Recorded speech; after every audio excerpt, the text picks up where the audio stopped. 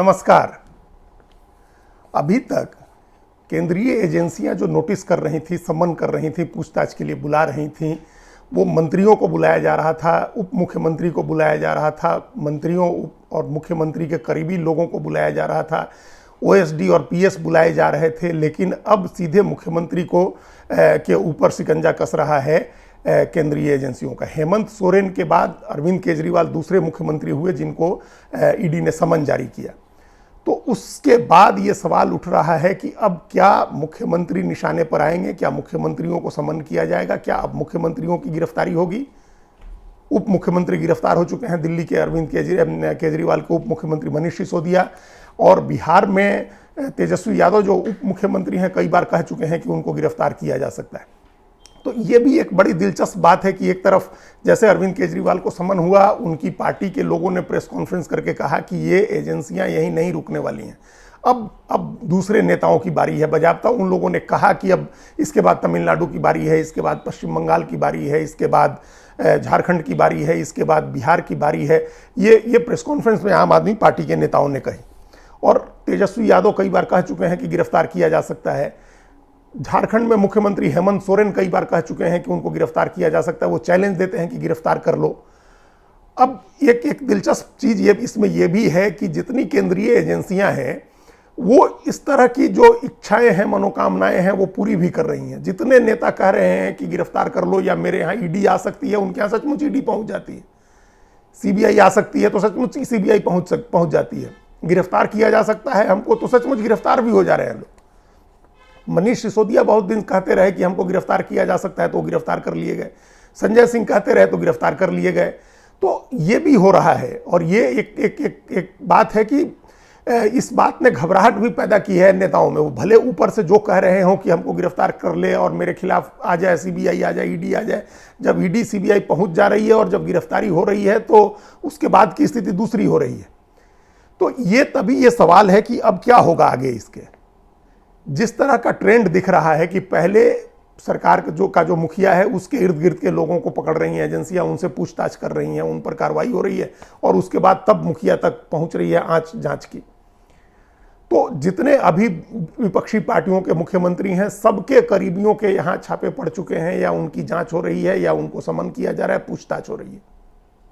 छत्तीसगढ़ के मुख्यमंत्री भूपेश बघेल, उनके ओएसडी विनोद वर्मा के यहाँ को बुलाया गया, समन हुआ, छापे पड़े, उनसे पूछताछ की गई। उनके दो और सहयोगियों के यहाँ छापे पड़े, उनसे पूछताछ की गई।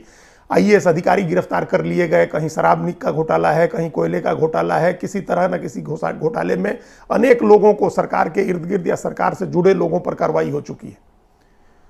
तो अब क्या भूपेश बघेल की बारी है? वो चुनौती भी दे रहे हैं एजेंसीज को। उन्होंने यहाँ तक कह दिया कि हमारे राज्य में तो जितने कुत्ते बिल्ली नहीं घूम रहे हैं उससे ज़्यादा ईडी इनकम टैक्स के अधिकारी घूम रहे हैं। तो उन्होंने चुनौती दे रखी है, उनके लोगों पर शिकंजा कस चुका है। इसी तरह की स्थिति राजस्थान में है। मुख्यमंत्री अशोक गहलोत के बेटे वैभव गहलोत से अभी फेमा के मामले में पूछताछ हुई है। 6-8 घंटे ईडी ने पूछताछ की है उनसे। उनके राज्य मंत्री के यहाँ, गृह राज्य मंत्री के यहाँ छापा पड़ चुका है, राजेंद्र यादव के यहाँ। उनके प्रदेश अध्यक्ष हैं गोविंद सिंह डोटासरा, उनके यहाँ छापा पड़ चुका है। उनकी पार्टी के एक दूसरे उदयलाल आंजना के यहाँ छापा पड़ चुका है, मंत्री थे। तो अनेक लोग जो राजस्थान सरकार में थे या संगठन में थे राजस्थान कांग्रेस के, उनके यहाँ छापा पड़ चुका और कई लोगों को नोटिस जारी करके पूछताछ की जा रही है। यही स्थिति बिहार में है, जहां लालू प्रसाद के पूरे परिवार के यहाँ कई बार छापे पड़ चुके।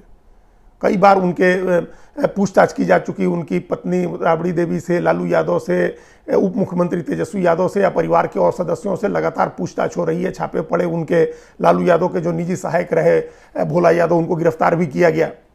इसी तरह की स्थिति झारखंड में है, जहां मुख्यमंत्री को एक बार पिछले साल नवंबर में ईडी पूछताछ कर चुकी है उनसे अवैध खनन के मामले में, और अब दोबारा उनको 5 बार समन जारी हुआ जमीन के मामले में। और इन दोनों मामलों में, अवैध खनन और जमीन के मामलों में भी 1 दर्जन लोगों से पूछताछ हुई है और गिरफ्तार किया गया है। उनके यहाँ छापे पड़े हैं। एक आईएएस अधिकारी जमीन घोटाले में गिरफ्तार होकर के जेल में है, छवि रंजन, जो रांची के डीसी रहे थे। और मुख्यमंत्री के मैं कह रहा कि राजनीतिक प्रतिनिधि थे, विधायक प्रतिनिधि पंकज मिश्रा, उनको गिरफ्तार किया गया। मुख्यमंत्री के और सरकार के करीबी माने जाने वाले प्रेम प्रकाश श्रीवास्तव गिरफ्तार किए गए। तो योगेंद्र तिवारी के यहाँ छापा पड़ा और गिरफ्तारी हुई। तो अब एक बड़े कारोबारी विष्णु अग्रवाल गिरफ्तार हुए। एक आईएएस पूजा सिंघल पहले से जेल में हैं, हालांकि उनके ऊपर दूसरा मामला है। तो ये मुख्यमंत्री के मीडिया एडवाइजर हैं अभिषेक पिंटू, उनसे पूछताछ हो चुकी है, ईडी ने पूछताछ की है। तो ये तमाम लोगों से पूछताछ करके और कई लोगों को गिरफ्तार करके अब उसके बाद अगला निशाना मुख्यमंत्री का हो सकता है।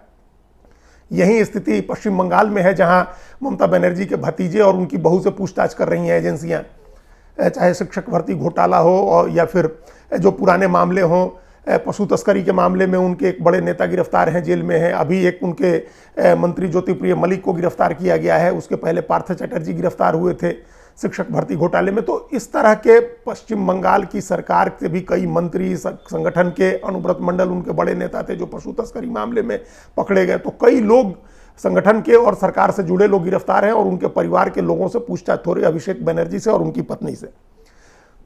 तमिलनाडु का किस्सा भी इसी तरह का है, जहां मंत्री बालाजी सेंथिल को गिरफ्तार किया हुआ है एजेंसी ने, और कई जगह और छापे पड़े जिसमें उन छापों से की जांच की आंच मुख्यमंत्री के बेटे उदयनिधि स्टालिन तक पहुंची। केरल के मुख्यमंत्री के ऊपर मुकदमा हुआ है, जांच हो रही है और कई तरह के और उनके आसपास के करीबी लोगों से पूछताछ हो रही है। तो जितनी विपक्षी पार्टियों की सरकारें हैं, तेलंगाना में के चंद्रशेखर राव की बेटी को नोटिस जारी हुआ था, उन्होंने सुप्रीम कोर्ट जाकर के थोड़ी राहत हासिल की है, नहीं तो शराब घोटाले में के कविता से भी पूछताछ होनी थी। तो जितनी विपक्षी पार्टियों की सरकारें हैं, चाहे राजस्थान में हो, मध्य प्रदेश में हो, मध्य प्रदेश में भी जो मध्य प्रदेश में तो सरकार नहीं है, लेकिन जब सरकार थी तब जो छापा पड़ा था कमलनाथ के भांजे रतुल पुरी के ऊपर, वो मामला अभी तक चल ही रहा है। तो जहां भी विपक्षी पार्टियां मजबूत हैं या जहां सरकार में है, चाहे सरकार की बात करें तो राजस्थान, छत्तीसगढ़, झारखंड, पश्चिम बंगाल, बिहार, तमिलनाडु, केरल, इन सभी राज्यों में एजेंसियों की कार्रवाई चल रही है। जहां कांग्रेस मजबूत है, जैसे मध्य प्रदेश में, वहां भी कार्रवाई हो रही है, कर्नाटक में भी कार्रवाई हो रही है। तो इस तरह की चीज़ें वहाँ सभी बड़े नेता जो हैं विपक्षी राज्यों में, चाहे वो मुख्यमंत्री हों, उप मुख्यमंत्री हों, बड़े मंत्री हों, विपक्षी पार्टियों के संगठन के नेता हों, उन सब के ऊपर शिकंजा कसा हुआ है। उन सब के आसपास के लोग जो हैं, उनके करीबी लोग, या तो उनके ऊपर छापा पड़ा है, उनको गिरफ्तार किया गया है, या उनको समन जारी करके उनसे पूछताछ हो रही है। तो ऐसे मामले में जब इन सारे लोगों पर क्या इस तरह से जो एक प्रक्रिया शुरू हुई है अरविंद केजरीवाल से या उसके पहले मनीष सिसोदिया से, उस तरह की प्रक्रिया क्या अब सभी राज्यों में हो सकती है। अगले 6 महीने में लोकसभा के चुनाव होने हैं और उस लोकसभा चुनाव के पहले विपक्षी पार्टियों को लड़ने से इस लायक वो न रहे कि वो चुनाव लड़ सके, उनको कमजोर किया जा सके। और तो इस वजह से जो उनके खिलाफ तमाम मुकदमे चल रहे हैं उनको एक्सपेडाइट किया जा सकता है, उनमें तेजी आ सकती है, उनमें कार्रवाई बढ़ सकती है। और अगर ऐसा हुआ तो भले तमाम नेता ये कहें कि हमको पकड़ लो, हमको कोई फर्क नहीं पड़ता है, हम तैयार हैं, लेकिन बहुत फर्क पड़ेगा। उनके सारे चुनाव लड़ने की संभावनाएं, जीतने की संभावनाएं सब समाप्त हो जाएंगी। तो इसलिए अगर कोर्ट के पास भी ये लोग राहत के लिए जा सकती थी विपक्षी पार्टियां, लेकिन वहां भी शराब नीति घोटाले में, दिल्ली के मामले में जो सुप्रीम कोर्ट ने स्टैंड लिया है, जिस तरह की बात कही है, उसके बाद वहां से भी राहत की उम्मीद कम हो जाती है। तो ये एक नए तरह की पॉलिटिकल लड़ाई के लिए विपक्षी पार्टियों को तैयार रहना चाहिए। धन्यवाद।